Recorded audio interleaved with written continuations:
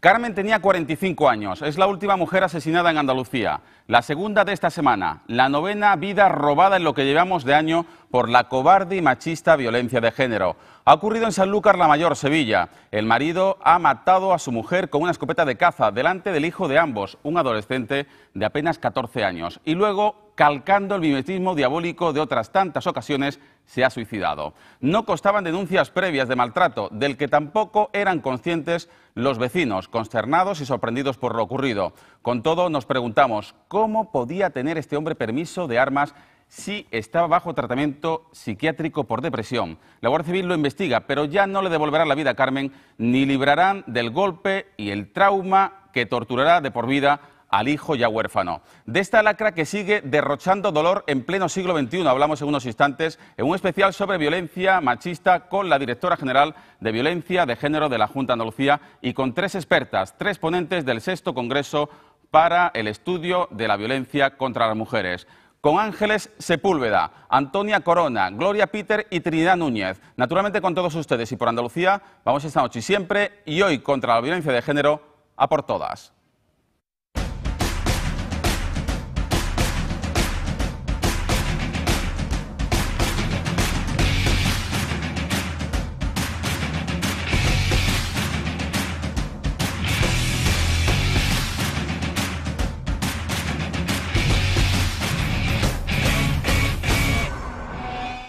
Buenas noches, andaluces. Ha vuelto a ocurrir en Sanlúcar la Mayor, en Sevilla, donde un hombre ha matado a su mujer y luego se ha suicidado. En plena madrugada, Carmen salía de casa a pedir ayuda. Su marido acababa de dispararle. Llegó malherida a llamar a emergencias, pero no pudieron salvarle la vida. Él se la quitaba minutos después y todo sucedía con su hijo menor de 15 años en el domicilio. Que el chiquillo escuchó el tiro y salió para abajo pidiendo ayuda. Según cuentan los vecinos, la pareja iba siempre junta, quizás demasiado. A él le molestaba que Carmen saliera sola. Era una obsesión lo que tenía por ella. Juan tenía que estar en todas las reuniones, en todo. Y ella le había pedido que por favor un poquito de espacio, solo un poquito de aire. Cazador por vocación, tenía armas en casa y utilizó una de ellas. Contaba con 2 escopetas y una carabina, con los permisos en regla a pesar de que sufría problemas psicológicos. Tenía un tratamiento psiquiátrico y bueno. Nadie entiende lo sucedido. En Sanlúcar se descargaba la rabia con lágrimas en el minuto de silencio. Con un aplauso se despide a la 5ª víctima por violencia de género en menos de una semana. Ángeles Sepúlveda, directora general de la violencia de género de la Junta de Andalucía. Buenas noches. Buenas noches, Buenas noches por Fernando. decir algo como fórmula de cortesía y muchísimas gracias por acompañarnos en este especial sobre violencia de género en una jornada en la que nos ha vuelto a atropellar otro asesinato. Buenas y tristes noches, Fernando. Es triste tener que saludarnos con este motivo y la verdad es que sí, que es lamentable y desde aquí quiero, aparte de manifestar la más absoluta repulsa y rechazo, dar y mandar todo mi apoyo, todo el apoyo de la institución que represento a la familia y al pueblo de Sanlúcar la Mayor. Un pueblo que ha decretado 3 días de luto oficial, insisto, está consternado, decía el alcalde. ¿Es normal que un hombre que no ha manifestado, o al menos no consta, violencia, maltrato, que no constaban denuncias previas, lleve a este extremo, a su cúspide, la violencia de género? Tendríamos que distinguir si es normal, es lógico o es habitual. Yo creo que no es, que normal no puede decirse que sea normal. Lo que desgraciadamente sí nos lo encontramos. Una persona que está en este tipo de situación y que llega a matar a su mujer. No podemos considerarlo normal, ni lógico, por supuesto. Desgraciadamente ocurre. La Guardia Civil ha abierto una investigación porque no se explica cómo este hombre, que tenía licencia para tenencia de armas de caza, podía seguir continuando con esta licencia cuando llevaba un tiempo prolongado bajo tratamiento psiquiátrico por depresión, y estas licencias hay que renovarla cada 6 meses. ¿Cómo se puede explicar esto a la sociedad? A mí me resulta también inexplicable y yo también me pregunto qué es lo que ha ocurrido ahí. Pienso que el tema de la arma, enormemente delicado, como tantos temas de este tipo, el tema de la arma hay que revisarlo porque la tenencia de armas siempre es un factor de riesgo.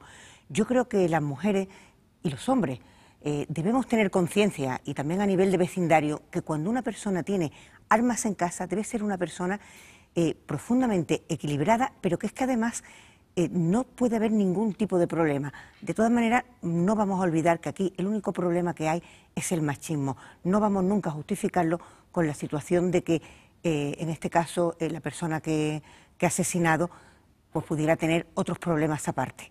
Es la única explicación. Además de eso, el tema de la tenencia de armas en una persona que tiene cualquier tipo de problema o cualquier tipo de trastorno es terrible. Eso hay que estar revisándolo en su tiempo. Aquí la principal víctima, no hay lugar a dudas, es la mujer asesinada, que ya mañana recibirá cristiana sepultura, mañana será el funeral en Sanlúcar la Mayor, pero hay una víctima silenciosa que durante muchos años ha estado siempre oculta, que son los niños. En este caso un adolescente de 14 para 15 años, a punto de cumplir 15 años, 14 años concretamente, que se le ha destrozado la vida a ese chaval. Bueno, este chaval, por supuesto que se le ha destrozado la vida, al igual que los más de 120 huérfanos que desgraciadamente hay por violencia de género, que tienen su vida destrozada, que yo espero que con ayuda psicológica y con el apoyo que sin duda se le dará, tanto familiar como social, pueda, si no superar, por lo menos rehacerse en la medida de lo posible. Las víctimas, primero se le llamaba secundaria, pero son víctimas primarias, que son los hijos e hijas, muchas veces también son asesinados a manos de sus padres. Y luego pues toda la situación que han estado viviendo y que ven, sin duda alguna, es terrible. Hay otras víctimas también que quiero recordar, además de los hijos e hijas, otros familiares directos. Muchas veces pues también, hace poco ha habido también otro caso, han matado a la madre de la mujer, y no tenemos que llegar siempre a este extremo del asesinato. Es que otras víctimas son también otros familiares cercanos. Y si vamos agrandando, como si esto fuera un efecto gota de agua, no vamos a hablar solo de las víctimas más cercanas, la familia, y cada vez se agranda más el vecindario, la ciudad y al final toda la sociedad, porque es que toda la sociedad es víctima de la violencia machista. Esto no nos lo podemos permitir en una sociedad democrática y desarrollada como la que estamos. Sin lugar a dudas, la onda expansiva de la violencia de género no tiene límites. Sí, es tremendo, debería tenerlo, pero es cierto que la onda expansiva de la violencia de género afecta a toda la sociedad. Ángeles Sepúlveda, directora general de Violencia de Género de la Junta de Andalucía, le hemos invitado para hablar precisamente del 6º Congreso, de aquel cónclave que concluyó ayer, en el que 1.500 expertos, 1.500 ponentes reflexionaron sobre los mecanismos para intentar amortiguar o erradicar esta lacra del siglo XXI, sobre todo en los colectivos más vulnerables.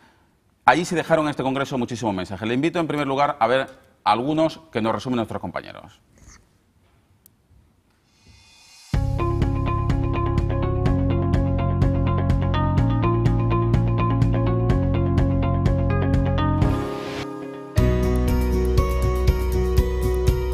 45 víctimas por violencia de género en lo que va de 2015, 9 de ellas en Andalucía. Es una cifra más que preocupante como para que se diga basta ya a una de las lacras sociales más preocupantes de nuestros días. Luchar, educar y compartir experiencias, objetivo este último del 6º Congreso para el Estudio de la Violencia contra las Mujeres, que se ha celebrado esta semana en Sevilla, centrado en las situaciones de especial vulnerabilidad. Todas las personas que estamos en el día a día no tenemos solo que pensar en educar a nuestros niños y a nuestras niñas, tenemos que pensar en educarnos continuamente para eliminar los primeros en nosotras y en nosotros mismos todos estos roles y todos estereotipos que perpetúan la violencia.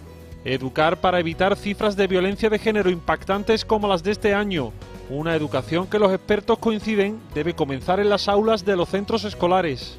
Ahora mismo en las aulas formamos en inglés y en matemáticas, pero no hay coeducación, no hay campañas específicas de prevención contra la violencia de género. Precisamente son la juventud y la adolescencia dos grandes factores de vulnerabilidad en la actualidad. Y es que casi un 30% de las chicas entre 15 y 19 años han sido maltratadas por sus parejas, según la Organización Mundial de la Salud. En la adolescencia la violencia de género se manifiesta de forma diferente. Los mecanismos que utilizan los agresores más jóvenes pues, son mecanismos poco diferentes a los que utilizan los agresores adultos sobre mujeres adultas. Más de 1.500 profesionales del sector han participado en este encuentro, en el que además se ha prestado atención a otras situaciones de vulnerabilidad como las mujeres inmigrantes, las reclusas y su dificultad para la inserción laboral o aquellas con certificado de discapacidad, de las que casi un 24% ha sido víctima de esta violencia de género, como también en el caso de nuestros mayores. están mejor viviendo en nuestras casas que en las suyas, les privamos de vivir en sus casas, vendemos su piso, las vamos llevando de casa en casa, las madres o los padres, pero bueno, yo hablo de las mujeres, ¿no? Y transversalmente a estos modos de violencia está el papel de unos medios de comunicación que, según los expertos, no aplican del todo el protocolo en la mayoría de los casos.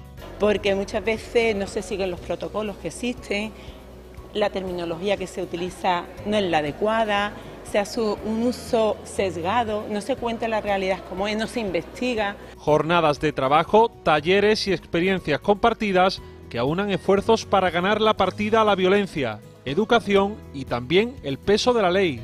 La denuncia en general sí es un método para disuadir de que la violencia de género siga avanzando, ya digo, debe estar complementado. Y luego aquellas mujeres que nunca denunciaron es que ni siquiera se atrevieron a romper el silencio y no por eso están a salvo. Y en esta realidad Andalucía, comunidad pionera en la lucha contra la violencia de género, sigue dando pasos para lograr que este tipo de violencia desaparezca de nuestro día a día, a través de la educación, la legislación y el compromiso de una sociedad que entiende que el éxito es tarea y obligación de todos.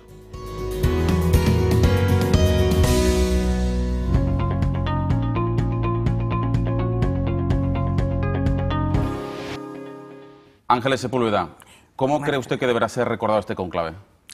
Bueno, este cónclave yo creo que ha sido un encuentro muy importante, no solo por el número de profesionales que allí se han unido y por la calidad y el elevado nivel que había tanto en la participación, en las conclusiones, en todo lo que se trataba. Pero yo creo que lo más importante ha sido la sensibilización que a su vez ha generado y el efecto multiplicador que sin duda va a generar. Mientras más profesionales se formen, mejor será la detección futura de la violencia de género y, lógicamente, más podremos ayudar a las víctimas. Eso está claro. Y yo creo que también es muy importante la sinergia que se ha creado respecto a la coordinación. Al confluir distintos profesionales de distintos ámbitos, pues se ha visto cómo esta unión multidisciplinar hace la fuerza y mejorará sin duda toda la situación actual que nos encontramos. Un congreso, señora Sepúlveda, que ha puesto el acento en los colectivos más vulnerables, que más riesgo tienen de sufrir la violencia de género, como son las mujeres discapacitadas, las inmigrantes, las adolescentes. ¿De qué medidas han hablado para erradicar la violencia en las mujeres que tienen más peligro de sufrirla? Bueno, yo primero quería aclarar, Fernando, no es que tengan más riesgo. El riesgo de sufrir la violencia de género simplemente era el hecho de ser mujer. Eso es lo que te hace el riesgo.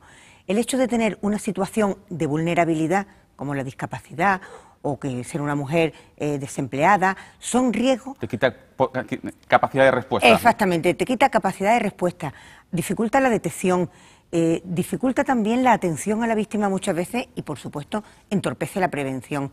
Lo único que estamos hablando en estos casos de especial vulnerabilidad es de una doble o una triple discriminación. Ese sería el punto esencial. ¿Cómo se afrontaría? Pues se afrontaría primero como mujer y después en esta situación de doble discriminación. Es decir, todas las herramientas que hay contra la violencia de género, la educación, la atención a las víctimas, la coeducación, la legislación aplicándola y además el hecho de tener una situación de vulnerabilidad, por ejemplo, en una discapacidad, en una situación de inmigración, ayudar y potenciar todos los factores que la hacen especialmente vulnerable derivado de esta segunda situación de discriminación. Hablemos de esa coeducación, un término que se ha empleado mucho en el Congreso, como acabamos de ver. Es un sexto conclave de violencia de género que ha apostado por las nuevas masculinidades como palanca de cambio social. ¿Cómo invertimos esa ecuación perversa de superioridad del hombre sobre la mujer que ha instalado la sociedad? Pues ya se ha comentado, con educación, precisamente ahora la Ley Andaluza de Igualdad, que en estos momentos está en trámite parlamentario, hace gran incidencia, como sabemos, en la coeducación y una gran apuesta en este sentido por las nuevas masculinidades.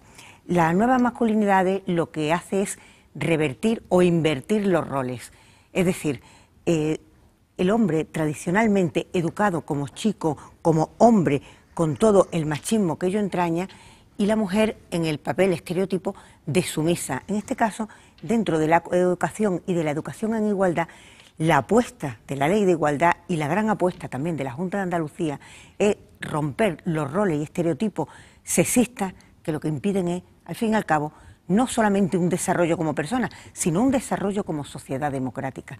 Potenciar la igualdad desde lo más básico, desde la educación, desde la infancia.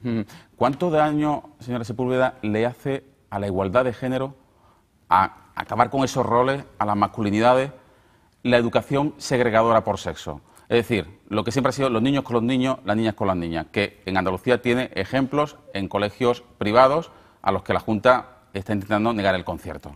Le hace un daño terrible, porque ya estamos segregando, estamos diferenciando. El daño, pero cuando pensamos, no es que sea el daño a la coeducación, es que se le hace daño a la igualdad y al desarrollo de una sociedad. Es lo que yo quiero incidir, la segregación daña a la sociedad. Por supuesto, todo lo que sea daño a la igualdad. Mira, Fernando, yo voy a poner un ejemplo, porque es que esta mañana precisamente lo he escuchado. Una persona con la que yo estaba hablando decía, ¿por qué? ¡Qué tontería! Yo me eduqué en un colegio segregado y no tengo problema. Bueno, es que en una sociedad actualizada no tiene eso que existir. Es como decir, yo aprendí a escribir en un pizarrín, bueno, pero es que ahora mismo tenemos también ordenadores. Yo lo que quería plantear es que a medida que pasa el tiempo somos más conscientes de esta necesidad de igualdad y no podemos dar pasos atrás, como se están dando, en volver a pautas educativas que se han visto que no son para nada eficaces, todo lo contrario. ¿Hay una involución en la perspectiva que tiene la sociedad sobre la violencia de género? Yo creo que hay un momento de mayor tolerancia. Por una parte... ¿Estamos perdiendo nuestra capacidad de sensibilizarnos con esta lacra? Pues yo creo que la tolerancia, más que perder la capacidad de sensibilizarnos, existe una gran tolerancia porque por cada paso adelante que damos también paso atrás. Paso atrás porque el machismo, y en este caso el patriarcado, es que no nos da tregua. No nos da tregua, Fernando. Entonces, realmente existe una gran tolerancia a todo lo que sea pues situaciones de desigualdad, a través de los mitos, de los estereotipos, de los chistes, y por supuesto los medios de comunicación que... Ahora hablamos de los medios de comunicación, que tenemos que hacer evidentemente mucha autocrítica, pero ya que a colación de lo que usted decía de la tolerancia, que parece que hay más tolerancia de la sociedad, le quería preguntar por un estudio que hizo el Ayuntamiento de Málaga, días atrás lo conocíamos, casi la mitad de los hombres no actuaría si ve a un amigo maltratar a su pareja. Insisto, es un informe del Ayuntamiento de Málaga con encuestas a 1.500 hombres en la capital malagueña, que no creo que sea un microclima, que puede ser exportable con cifra abajo, cifra arriba al resto de Andalucía y al resto de España. Y le pregunto, ¿cómo se puede explicar este alto grado de aceptación y permisividad social? Porque yo creo que no se tiene todavía la clara conciencia que estamos ante un delito y ante un atentado a los derechos humanos. Si nos extrapolamos a otro delito, un robo o cualquier otro, sí se actuaría. Entonces, ¿aquí por qué existe esa permisividad? Yo creo que es por la falta de conciencia de que realmente esto es un problema social, un hecho delictivo, insisto, y un atentado a los derechos humanos.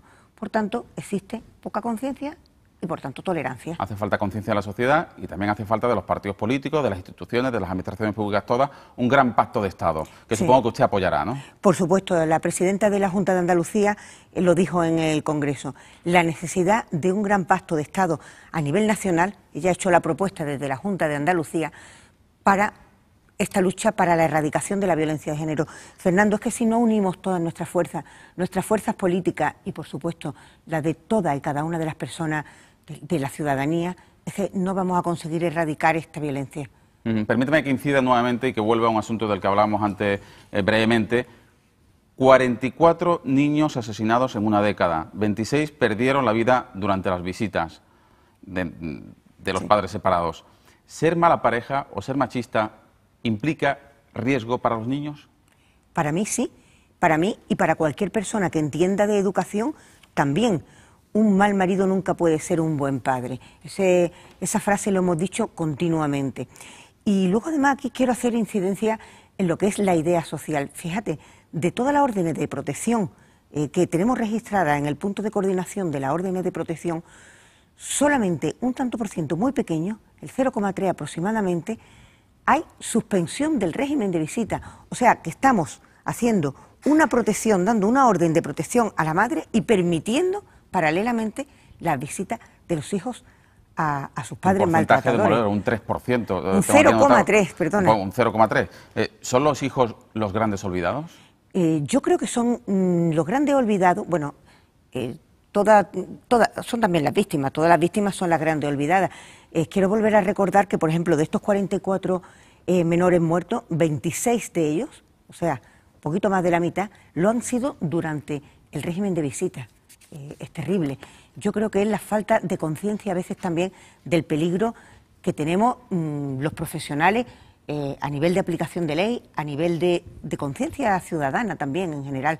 No somos conscientes del peligro que se está corriendo y el peligro que corren en este caso los hijos y las hijas de las mujeres. La limitación del sistema, la falta de recursos para investigar, el constante cuestionamiento de la palabra de las mujeres hasta que se condene un 70% de lo denunciado, o sea, un 30% queda impune. ¿Hay demasiada impunidad a su juicio dentro de la denuncia de las mujeres? Yo creo que hay mucha impunidad. Insisto muchísimo, la impunidad no solamente va a nivel de que haya pocas condenas, la impunidad es una impunidad social, como hemos comentado y ha demostrado este estudio de Málaga. Y la impunidad, ¿saben qué se muestra? Precisamente en los recortes presupuestarios que hemos tenido. En estos recortes presupuestarios que a nivel del Gobierno central ha habido, lo que está favoreciendo es la impunidad. Recortes presupuestarios en políticas sociales, en coeducación. Todo esto impide la prevención y favorece la impunidad. Es una forma más de tolerar la violencia.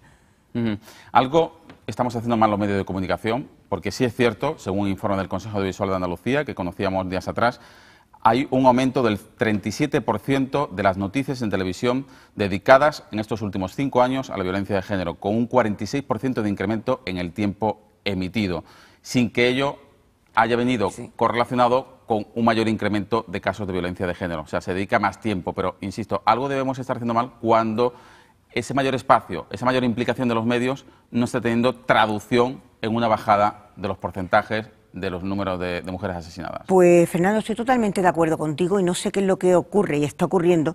Y voy a poner en concreto el ejemplo de hoy. Hemos estado analizando en el Instituto Andaluz de la Mujer que en general el tratamiento, no quiero señalar a nadie, por supuesto, pero en general el tratamiento informativo de este último y desgraciadísimo caso de Sanlúcar la Mayor ha sido un tratamiento, bueno, no idóneo, por llamarlo de alguna manera.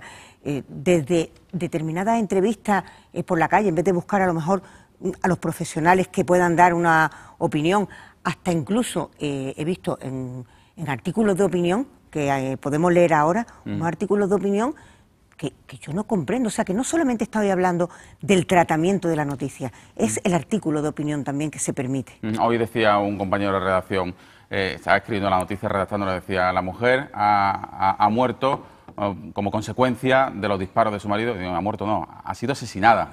Claro. O sea, que también el lenguaje hay que cuidarlo mucho en ese sentido. Ángeles Sepúlveda, directora general de Violencia de Género de la Junta de Andalucía, ha sido un placer contar con usted esta noche. También tuvimos la oportunidad de contar con usted el año pasado, precisamente por esta misma fecha. Muchas gracias por acompañarnos, buenas noches y muchísima suerte en esta tarea, que la va a necesitar. Muchas gracias. Venga, volvemos en 4 minutos con 3 ponentes que estuvieron en el 6º Congreso y que nos van a ilustrar, al igual que Ángeles Sepúlveda, los mensajes que se dijeron en ese conclave.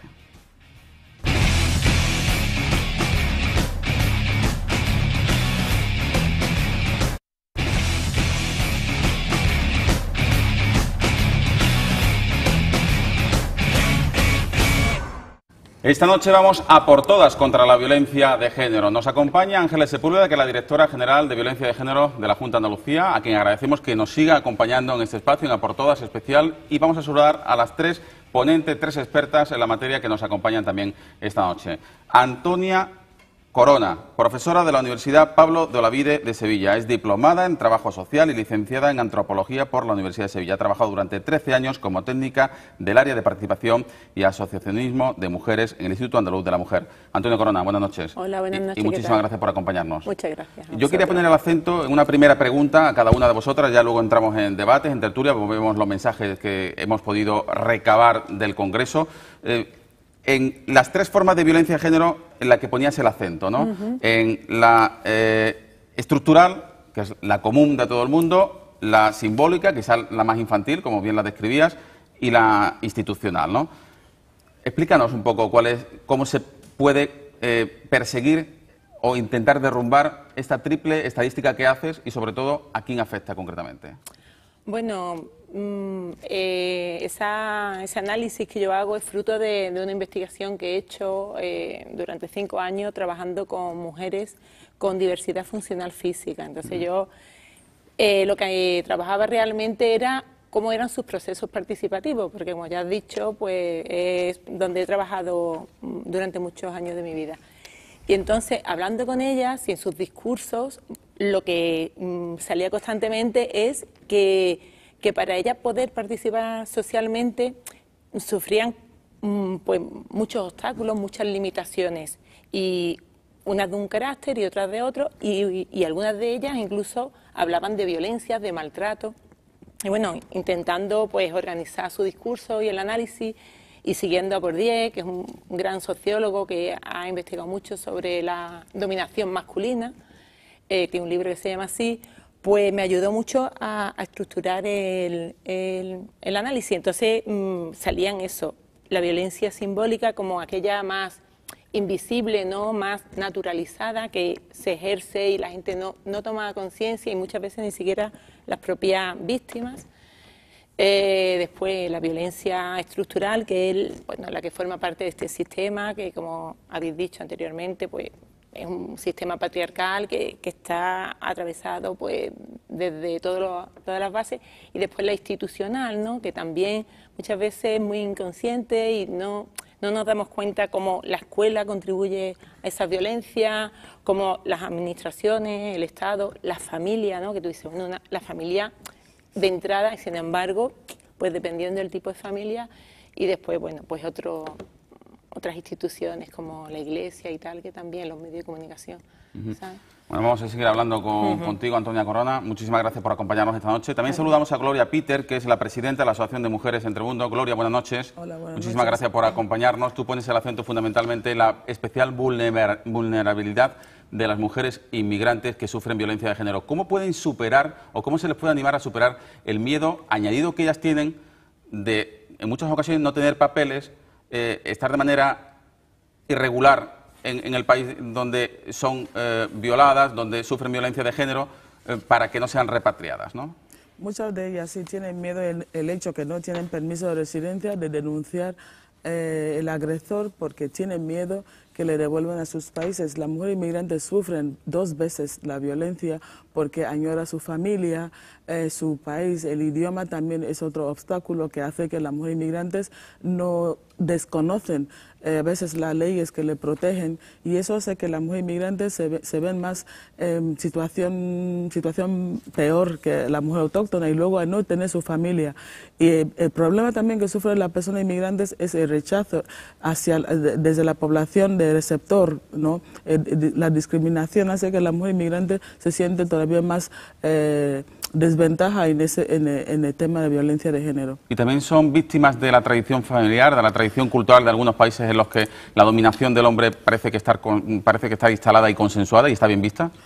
Pues no está bien vista, porque el hecho que la mujer, en caso, digamos, mujer africana, desde que nace, ¿no?, está educada para respetar a los padres, el marido, las personas mayores, y entonces tal vez para ellos se creen que violencia, que el que le maltrata no es... que no es la importancia los maltratos, el maltratador. Hasta cuando ya empieza a relacionarse con las personas de aquí es cuando se da cuenta que es víctima de violencia de género. Y luego muchas veces las mujeres inmigrantes quieren separarse, pero lo que pasa es que los padres desde sus países de origen se reúnen entre los 2 padres, tanto de ella como de él, obligarla a retirar la denuncia, retirarla que no debe denunciar o no debe a llevar a su marido, a permitir que su marido vaya a la cárcel, y eso hace que la mujer inmigrante tiene que obedecer a la familia, porque las 2 familias deciden sobre ella. Y luego otra cosa es el dote. Muchas veces aquí, aunque vivimos aquí en España o en Andalucía, la hora de bodas tradicionales mandan el dinero a sus países, a sus familiares, sus casas, para casarse, para pagar el dote ahí con la familia. Y cuando la mujer quiere separarse, los padres no pueden devolver ese dinero a la familia del marido, entonces tiene que aguantar. Y otro caso es la reagrupación familiar, el hecho que la mujer viene a través de su marido depende tanto en permiso de residencia de marido, y entonces eso también impide que la mujer puede separarse de su pareja. Son todos obstáculos. Son todos obstáculos, sí. Gloria Peter, presidenta de la Asociación de Mujeres Entre Mundo. Muchísimas gracias por acompañarnos. Gracias. Y también saludamos a Trinidad Núñez, es doctora en psicología, profesora titular de la Universidad de Sevilla. Buenas noches, Trinidad. Hola, buenas noches. Y muchísimas gracias por acompañarnos. Primer punto de contacto con Trinidad Núñez, fundamentalmente, usted pone el acento en que todas las mujeres son vulnerables en los medios de comunicación, que los medios hacemos muy mal nuestro trabajo, no hay que hacer autocrítica, como decíamos antes con Ángeles Sepúlveda, y que prácticamente estamos perpetuando los símbolos sexistas. Bueno, yo creo que no he podido decir que todos los medios de comunicación lo hacen mal, porque sería injusto para los medios. No, yo justo puse ejemplos donde es la ciudadanía la que lo hace mal. Somos la ciudadanía la que leemos mal porque estamos mal formadas. A veces, muchas veces, los medios de comunicación hacen un mal tratamiento, un tratamiento disfuncional, pero muchas otras veces es la propia ciudadanía que lo hace mal. Puse el ejemplo del titular Alabao vence y Trujillo queda sexto en Palma. Ese es un titular impecable, hecho estupendamente bien por la persona que lo firmara. Cuando leemos ese titular, las personas que no sepan nada de vela automáticamente van a entender que Alabao es un varón. Y eso lo hace la persona que lee, no quien lo escribió, que seguro que sabía lo que estaba haciendo, porque luego cuando se lee el artículo aparece Marina Alabao. No, estamos jugando en un partido de a dos, ciudadanía, de a tres, ciudadanía, medios de comunicación e institución. Y eso es lo que estuve defendiendo. Hay un error sistemático en los medios de comunicación, y ahí, insisto, yo también me incluyo, y en los medios donde trabajo, que ¿por qué a los hombres se les llama por su apellido y a las mujeres por su nombre? Sí, ese sí que es un problema. El ejemplo, bueno, sí, es el que decía efectivamente, ¿no? Sí. El de Marina Alabao. Sí. Es un error porque hemos aprendido, y es algo histórico, está en nuestro imaginario, que los hombres se desenvuelven con natural en lo público y las mujeres podemos ir al ámbito público sin dejar el privado que nos corresponde. Y ahí nos seguimos moviendo, de tal manera que en cualquier situación es raro que a las mujeres se nos nombre solo por nuestro apellido. Lo normal es que se nos nombre en sitios públicos cuando la persona que coordina este sitio público es cuidadosa, nos nombra por nuestro nombre de pila más nuestro apellido, que es lo que usted ha hecho, pero pocas veces se nos va a nombrar por nuestro apellido. Y sin embargo es muy fácil que a los varones en los ámbitos públicos se les presente por su apellido o se hable de los varones por su apellido sin que sea ningún problema. En la clase política, bueno, en la clase política hay permanentemente el señor palpable. Rajoy, el señor Mas, el señor Zapatero, claro, el señor Aznar, efectivamente. Susana.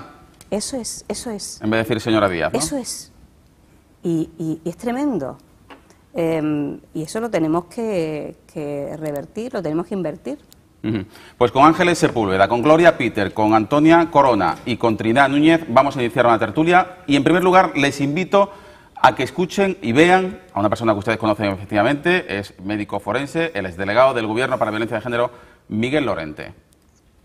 Sí, siempre hay relación, no es la única causa, pero evidentemente los machistas y los machistas que ya están dentro de la violencia no contemplan una manifestación en contra del machismo como si fuera una manifestación por otro tipo de reivindicación, como si fuera una manifestación por algún elemento deportivo. Ellos se sienten cuestionados y atacados con ese tipo de manifestaciones y utilizan el lenguaje habitual, que es el lenguaje de la violencia, incluso hasta el punto de poder llevar a matar a las mujeres que ya previamente estaban pensando matar. No es la causa de la violencia ni la causa del homicidio, pero sí es un factor más que ellos utilizan para reforzarse en su posición y actuar de manera consecuente a la misma. Tenemos testimonios de víctimas que cuentan, después de sobrevivir a una agresión, que muchas veces cuando estaban en casa y veían una noticia decían cualquier día de estos te va a pasar lo que le ha pasado a esa mujer, y tenemos el estudio estadístico que demuestra que hay una asociación después de un homicidio previo. Entonces esos son factores que influyen, no podemos ser reduccionistas y pensar que se debe a la información o a la noticia, pero sí es un factor más que debemos de considerar a la hora de valorar el riesgo. Miguel Lorente, a propósito de la marcha contra las violencias de las mujeres el pasado sábado se le preguntaba si había algún tipo de casualidad o causalidad respecto al repunte que hemos sufrido esta semana. Recordamos, 5 mujeres asesinadas, 2 de ellas en Andalucía. Y os pregunto, y planteo aquí para la tertulia, como decía Miguel Lorente, la escenificación, la repetición de las noticias, las marchas, las manifestaciones de las mujeres, la mayor concienciación activa aún más al agresor. ¿Compartís esa reflexión? Yo que creo que Miguel no ha dicho que active más al agresor. Pensar que activa más al agresor es una idea reduccionista de lo que verdaderamente ocurre. No se activa por esa manifestación. El agresor lo que hace es que se siente legitimado, no que lo active. Es que la interpretación yo creo que es diferente. Se siente legitimado en decir, bueno, pues voy a hacer esto, pero nadie le está legitimando. Esa idea estaba ya previamente en la mente del agresor. Nunca podemos considerar que porque haya un acto de repulsa le estamos dando idea a alguien, todo lo contrario. Todo lo contrario. La repulsa social existe y debe existir, es más, donde debe estar el efecto imitación es en la repulsa, nunca en la agresión. Y cuando digo activar, no digo efecto llamada, creo que me han interpretado mis palabras, pero bueno, seguimos con el debate. Tan que es de entrada no, que fue el caso de Ana Orante en 1997, 4 de diciembre, el que después de salir esta señora de 60 años, granadina, en televisión contando que su marido pretendía quemarla viva y que luego se contara que en efecto su marido, que jamás se habla de su nombre, y se llamó José Pareja Avivar y murió en la cárcel después de estar 7 años ingresado allí. Bueno, el caso de Ana Orante fue absolutamente un punto de inflexión y la televisión en este sentido lo que hizo fue ayudar a destapar una situación que había estado absolutamente oculta durante muchos, muchos años.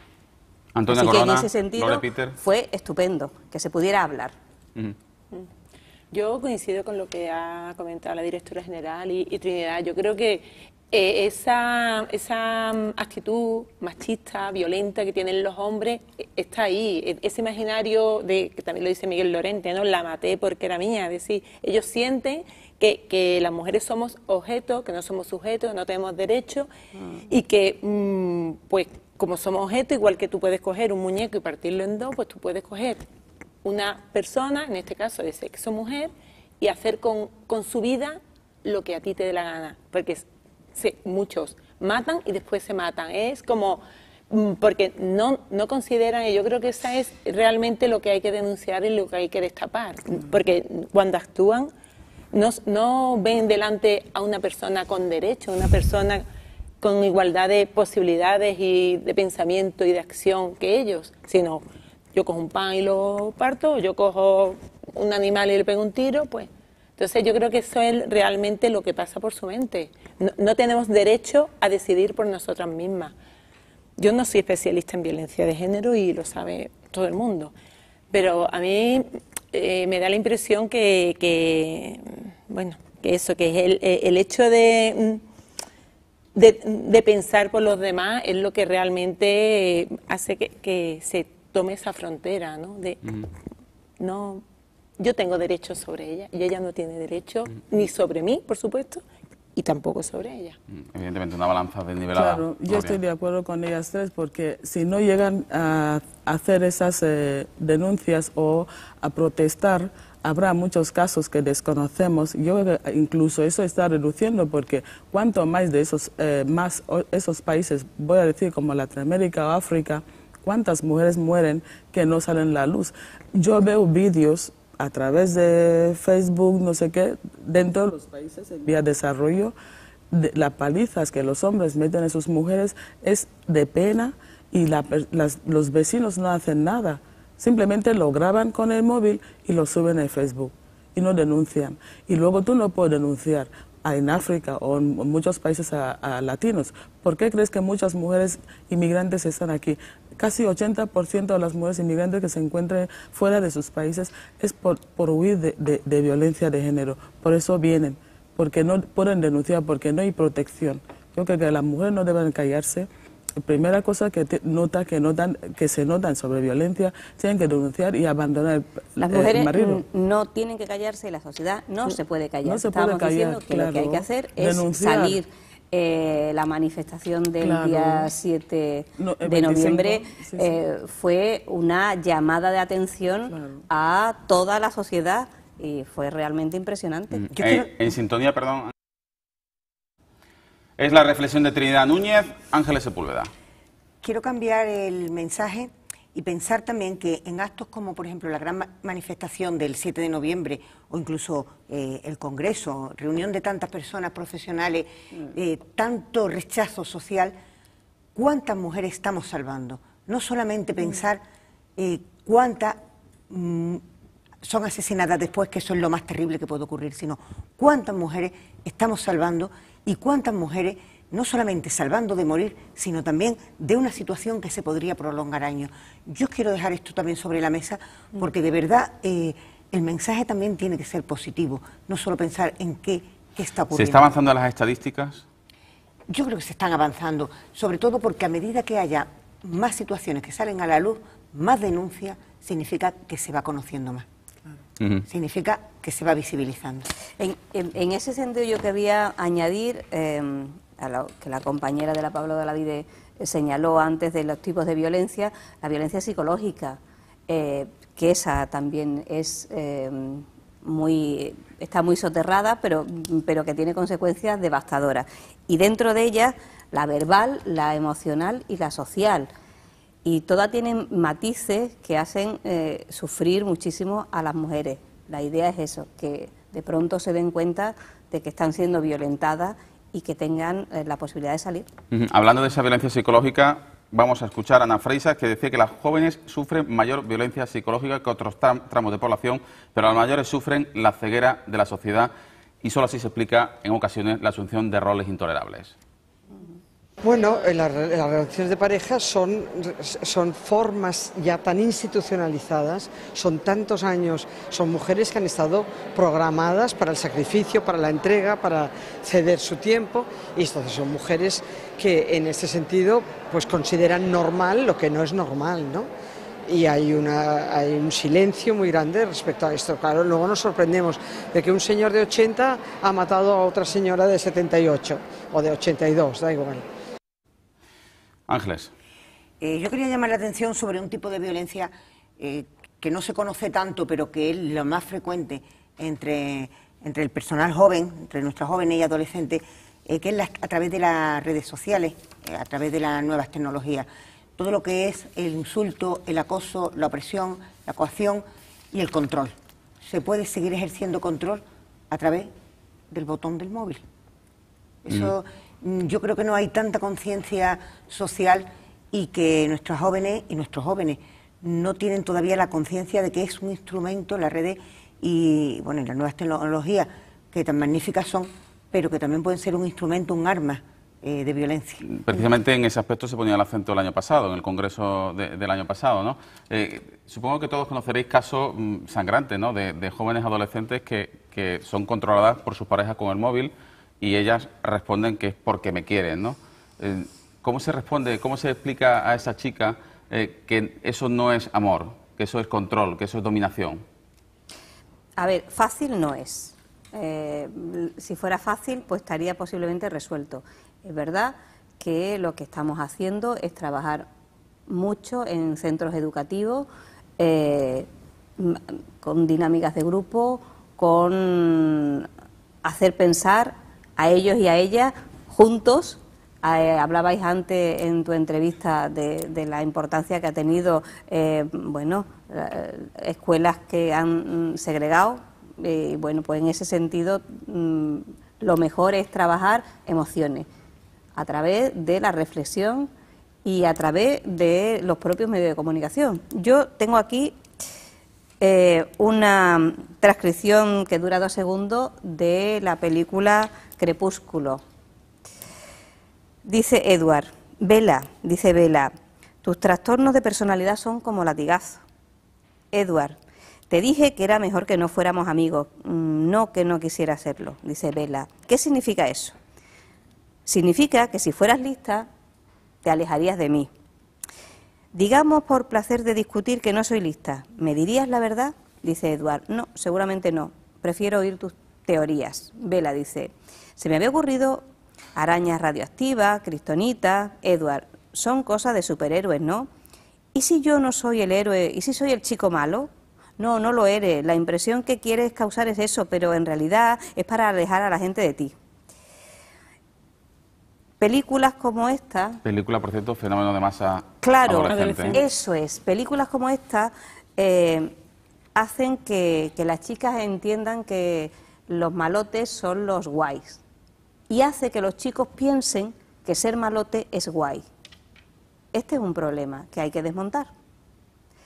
A mí me pareció muy interesante cuando estoy hablándole de cuestiones como esta a estudiantes de comunicación audiovisual y les cuento una escena de Crepúsculo, Amanecer 1, una escena de sexo entre los dos cuando ya se han casado, porque es cuando pueden tenerlo, y les había pasado completamente desapercibido que él le pega y ella sale como moratones.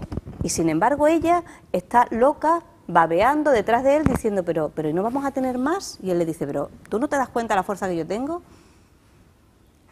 Mis estudiantes no habían valorado en absoluto esas escenas, no la habían registrado. Se trata de hacer visible lo invisible. Venga, vamos a hacer una pausa obligada para la publicidad. Me pedía la palabra Antonia Corona, pues volvemos con Antonia Corona, con Ángeles Sepúlveda, con Gloria Peter y con Trinidad Núñez. En 4 minutos volvemos y seguimos hablando sobre la violencia de género.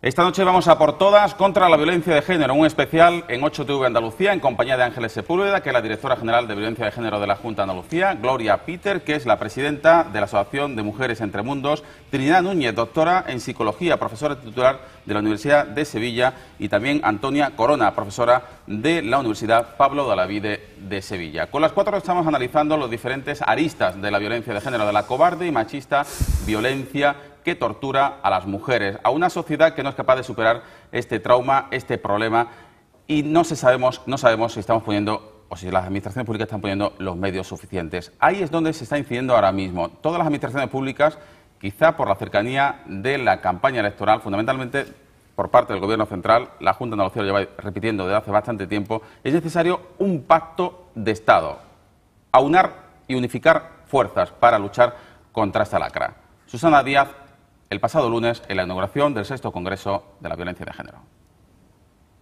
Por eso creo que llega el momento, tarde, pero que ya es urgente, de que haya un pacto de Estado. Un pacto de Estado frente a lo que es la mayor vergüenza social que tenemos en estos momentos. Y en ese pacto de Estado, como bien decía el alcalde, no cabe el echarse en cara unos contra otros, sino arrimar el hombro, porque en otros momentos de la historia reciente de este país, ante un terrorismo de otra índole, nos hemos unido, pues ante el terrorismo machista también. En la misma línea, la consejera de Igualdad y Asuntos Sociales del Gobierno andaluz, María José Sánchez Rubio. Y hablamos de las mujeres más jóvenes, hablamos de las mujeres que tienen alguna discapacidad, las personas mayores, las víctimas de explotación sexual y trata. Es decir, aquellas situaciones que hacen aún más difícil a las mujeres salir de esta dificultad. Y finalmente, además, se está llegando a la conclusión de que es muy complejo, que es un problema estructural, pero del que se puede salir y decirle a las mujeres, aprovechar desde aquí, que hay que pedir ayuda. Pacto de Estado. ¿Es necesario? ¿Es urgente? ¿Cuál es vuestra opinión al respecto? Ángeles. Urgente y necesario. Lo ha dicho muy claro la presidenta de la Junta de Andalucía. Pacto de Estado. Y si es tan urgente y tan necesario, ¿por qué no se ponen de acuerdo las administraciones? ¿Por qué no se ponen de acuerdo ustedes con el Gobierno central y el resto de comunidades autónomas? La Junta de Andalucía ha hecho la propuesta. Ahora tiene que haber voluntad, no solamente de palabras, sino voluntad real, voluntad política de hacerlo.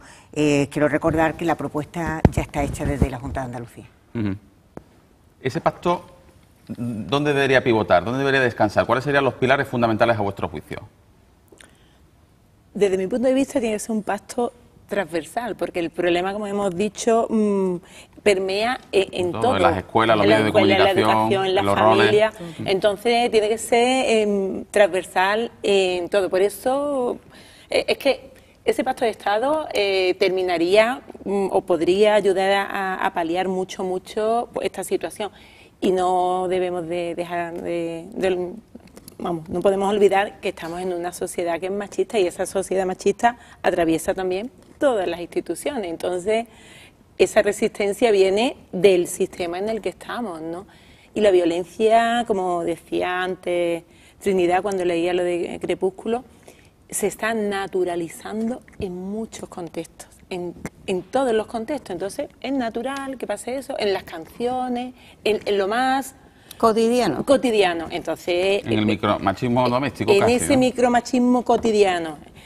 Ahora, no podemos olvidar que se están haciendo cosas. Yo escuchaba a las compañeras y digo, bueno, el Instituto Andaluz de la Mujer tiene unos materiales magníficos desde hace mucho tiempo que están trabajando en las escuelas, como decía Trinidad. Ha sacado últimamente unos materiales para trabajar con las familias, porque es muy importante la actitud de la familia en ese acompañamiento, en la detección del acoso y la violencia en las redes sociales. Es decir, que avances se están haciendo y pasos y paliando la lacra, porque es que a mí el otro día una compañera decía, dice, es que es como un cáncer, que es que se extiende. Entonces, el cáncer hay que frenarlo, hay que operarlo y además hay que hacerle la quimioterapia para que no se...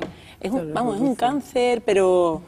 Y bueno, pues el equipo médico tiene que ser completo, ¿no? Para frenarlo. Pacto de Estado significará ponerlo como cuestión de agenda en todos los sectores. Tengo que decir además aquí en la mesa que cuando Ángeles Sepúlveda reconocía que ha habido sinergia entre profesionales en el Congreso que ha concluido ahora, tengo que decir que he recibido varios correos de personal sanitario, personas a las que no conozco de nada, que me han enviado pantallazos de noticias de prensa online. Bueno, me decían, para que tengas más material, para seguir trabajando, pero eso ha pasado por ello. Pacto de Estado significa ponerlo en la mesa como tema prioritario de trabajo, en todos los ámbitos, educativo, sanitario, de acción social, en todos los ámbitos. Y en ese pacto de Estado subimos un escalón más, nos volvemos utópicos, si pensamos también en un pacto casi internacional.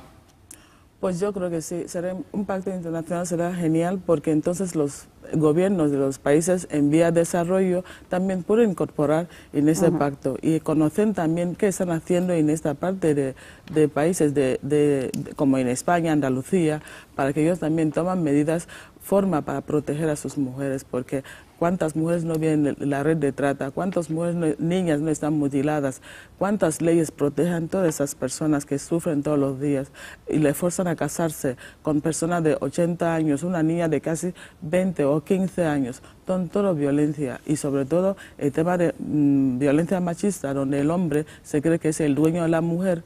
En nuestras culturas, como yo te he pagado por ti, tú eres de mi propiedad, yo hago contigo lo que quiero. Creo que nuestros gobiernos deben también levantar, a luchar para que las mujeres no se mueren. Pacto de Estado es también dotación económica. Pacto de Estado no es una declaración de intenciones únicamente. Claro, de las palabras hay que pasar a los hechos. Hay que pasar a los hechos. Hacer leyes, por ejemplo, lo que ha ocurrido... Como se decía, la prueba del algodón son los presupuestos. Efectivamente, los presupuestos y la aplicación de esto. Por eso insisto, incluso sacar leyes que dicen esta ley no tiene dotación económica, como por ejemplo la última reforma que hemos tenido con el tema de menores. Sí, una bonita declaración de intenciones, pero necesitamos una dotación económica, lo cual quiere decir nada de recortes en igualdad, nada de recortes en políticas sociales. Hablabas en estos momentos de los menores, hacías una breve apelación a eso. Antes te preguntaba sobre los grandes olvidados, los niños, 44 asesinados en los últimos 10 años, en la última década, 26 perdieron la vida durante las visitas paternales. Os invito a ver una noticia que hemos recabado hoy en Jaén, porque en un congreso se ha puesto el acento precisamente en estos menores. Se habló mucho de los menores en este congreso, en este 6º congreso, pero también hoy se está hablando en Jaén al respecto.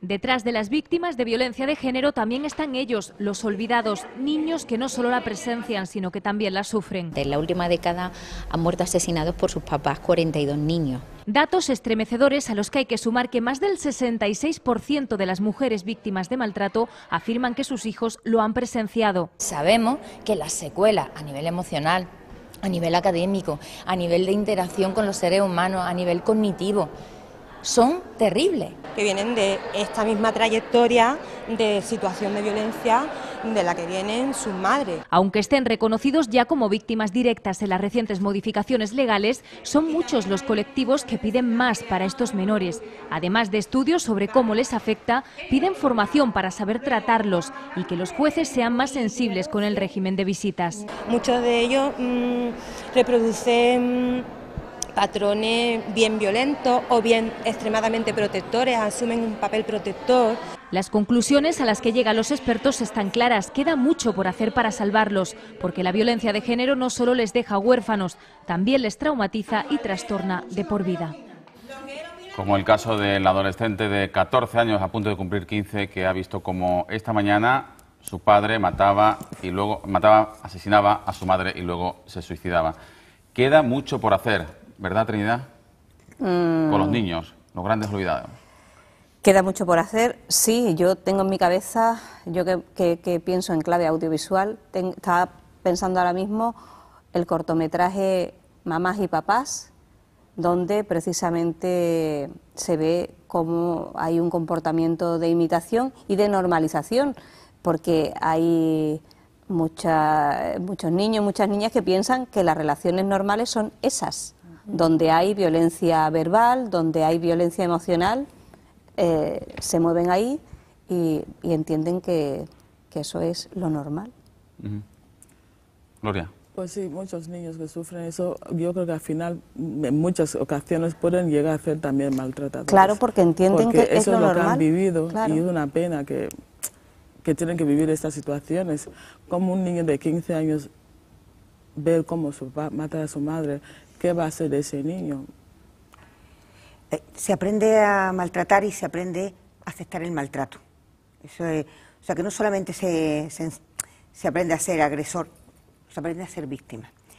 Yo con esto quiero recordar que hay un programa de la Junta de Andalucía que atiende, da terapia a, ahora mismo tengo la cifra, 589 niños y niñas han sido tratados en este primer semestre, precisamente hijos de mujeres víctimas, hijos e hijas de mujeres víctimas de violencia de género. Este tratamiento no solamente es para ayudarle a superar las situaciones, sino para enseñar una nueva forma de relación. Bueno, vamos a seguir sumando testimonios que recabamos en el 6º Congreso contra la Violencia de Género, contra las violencias de género en Sevilla estos últimos 3 días. Paula Fernández, coordinadora de atención a adolescentes. Nuevas víctimas, tenemos que seguir trabajando profundamente en las causas que llevan a la violencia machista y seguir trabajando, ¿no? Sobre todo con los más jóvenes, tratando de prevenir llegar a este estado. Nuria Valera, experta en políticas de igualdad. La coeducación ha desaparecido de las aulas. Ahora mismo en las aulas formamos en inglés y en matemáticas, pero no hay coeducación, no hay campañas específicas de prevención contra la violencia de género. Luego eso, nos llevamos las manos a la cabeza cuando vemos que año tras año todos los informes nos indican que hay más casos de violencia entre gente más joven, ¿no? Tenemos casos de violencia, incluso con denuncias, entre las primeras relaciones, entre relaciones de 14 años, de 15 años.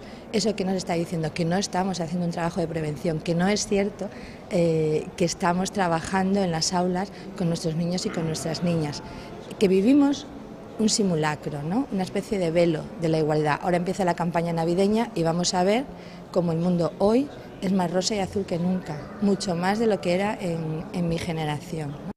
El mundo va a ser estos meses, decía, mucho más rosa y azul. Una gran frase, creo yo. Vamos a seguir sumando testimonios. Juan Ignacio Paz, asesor del IAN, del Instituto Andaluz de la Mujer. El espejismo de la igualdad, que es donde estamos, porque hemos creado leyes, hemos avanzado mucho en igualdad, pero en la igualdad no ha llegado a lo íntimo. Sigue estando en los modelos de pareja anticuados, patriarcales, y el espejismo de la desigualdad oculta el pozo de la desigualdad y de la violencia. Seguir por donde vamos. Yo creo que hay que profundizar mucho más la conciencia social y hay que trabajar mucho más la educación afectiva y emocional. Eso es algo que no estamos haciendo, es algo que yo creo que tenemos que incidir mucho más. Trabajar con las parejas, los modelos de pareja de la gente joven, porque están repitiendo modelos. Y consejos de Miguel Lorente, lo escuchábamos, lo veíamos antes, vamos a volver a ver otro nuevo mensaje del exdelegado del Gobierno para la violencia de género. La única forma de acabar con la violencia de género es acabar con el machismo, es acabar con la desigualdad. Y eso exige educación, exige formación, exige concienciación y exige detección. Es decir, detectar los casos cuando todavía están en la fase incipiente. Cuando un hombre asesina a su mujer, lo hace por esos valores, por esa idea de ser hombre que él tiene, por esa idea de salir reforzado, de no permitir que su mujer se salga con la suya. Ellos se van justificando. Para ellos la violencia siempre es provocada, la violencia siempre tiene un sentido positivo porque corrige algo que previamente estaba desviado. Para ellos se refuerzan como hombres y consideran que eso es bueno para la familia, para la mujer, tener una referencia clara, porque ellos dirigen los golpes, por ejemplo, a la cabeza y al tronco, para que el pelo, el cabello y la ropa no señalen a las mujeres. Ellos tienen control, ellos saben llevar a cabo una agresión en una sociedad en la que la cultura dice que eso es normal porque la mujer habrá hecho algo, él se comporta de manera coherente con ese mensaje. Pues mensajes con enorme carga de profundidad, en algunas ocasiones gruesos, complicados de escuchar, difíciles de escuchar. Y también ponía el acento Miguel Lorente en la imposibilidad de que el 70% de las denuncias sean falsas, como se ha llegado a decir. Es imposible que conozcan un 70% de denuncias falsas cuando la Fiscalía General del Estado y el Consejo General del Poder Judicial reflejan que las denuncias falsas representan el 0,01% del total de denuncias y cuando sabemos que solamente se denuncian el 20% de todas las denuncias que hay. En España hay 600.000 casos de violencia de género cada año y se denuncian unos 120.000. Pensar que lo que no termina en condena es denuncia falsa es otro mito, otra manipulación que ha hecho el machismo a través del posmachismo. El posmachismo, ¿existe ese posmachismo? ¿Lo sentís, Ángeles? Totalmente. El posmachismo existe y a diario se muestra en todos los micromachismos que se están viviendo. Claro que sí. ¿Dónde ponéis el acento? De los diferentes mensajes que hemos estado viendo en los últimos minutos, ¿qué os ha llamado más la atención? Yo creo que cómo se siguen perpetuando esos ejes de violencia, ¿no? Esos hábitos, y además cómo hay un retroceso. Yo creo que el problema que también se está detectando,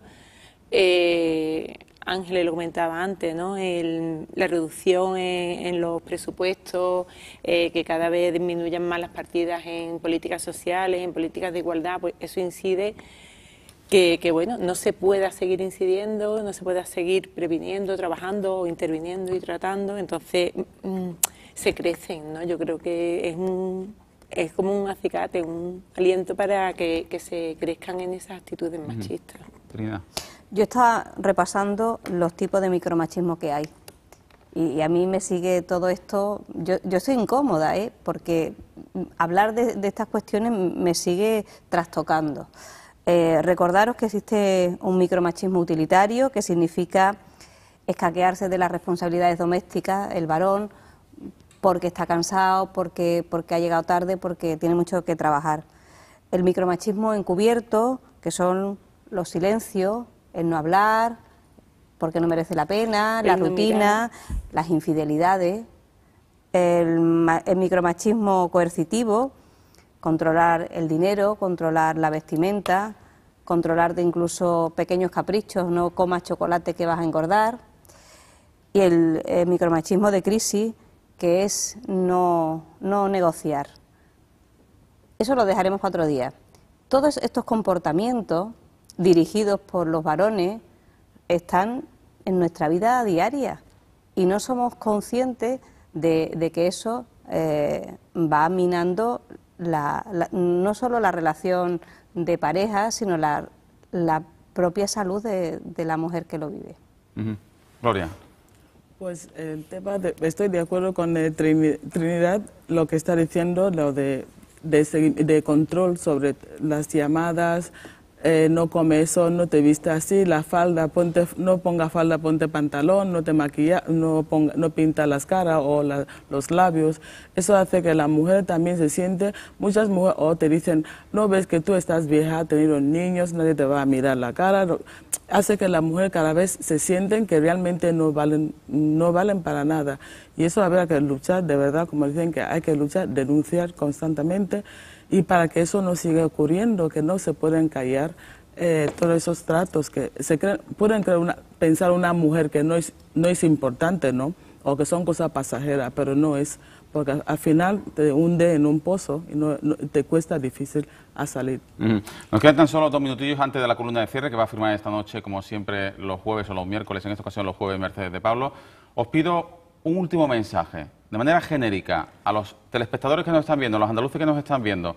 ¿Qué mensaje lanzaríais de concienciación, de ánimo a las víctimas? Por cierto, no hemos recordado durante todo el programa un teléfono muy importante, el 016, que es gratuito y que no deja rastro en la factura telefónica. 016. Todas las mujeres, todos los niños, todos los hombres pueden denunciar cualquier tipo de maltrato, de violencia de género en ese teléfono. Insistimos, es gratuito y no deja rastro en la factura telefónica. Último mensaje de Ángeles Sepúlveda.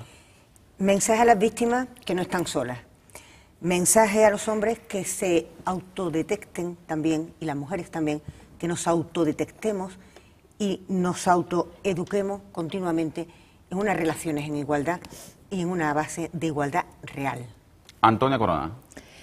Yo el mensaje es, tenemos que salir a la calle y tenemos que unirnos. Yo creo que una clave para que estas prácticas no prosperen es que las mujeres nos contemos, nos apoyemos. Yo creo mucho en el mundo asociativo, en el mundo de la participación social, en la sororidad entre mujeres. Entonces yo creo que además está demostrado que las mujeres que participan en asociaciones, en grupos, sufren menos violencia y además están más fuertes a la hora de denunciarlo y a la hora de detectarlo. Entonces, salir a la calle y unirnos, y que los hombres también se unan. Hay grupos de hombres por nuevas masculinidades, hay foros de hombres por la igualdad, y están haciendo un trabajo muy interesante para detectar esos machismos que tienen interiorizados, porque vivimos en ese modelo y están trabajando en ello. Trinidad Núñez, brevemente. Formación, seguimiento institucional, acción ciudadana. Gracias por tu concisión. Ejercicio de concisión que también le pido a Gloria Pítara. Que las mujeres no están solas, que tienen siempre apoyo tanto de la Junta de Andalucía como del Ayuntamiento, y los vecinas pido también que miran más hacia la mujer inmigrante, porque es como una parte olvidada, porque se creen que no somos personas, que también sufren muchas mujeres inmigrantes violencia doble, tanto de sus países de origen como aquí. La última opinión de la noche la firma Mercedes de Pablos.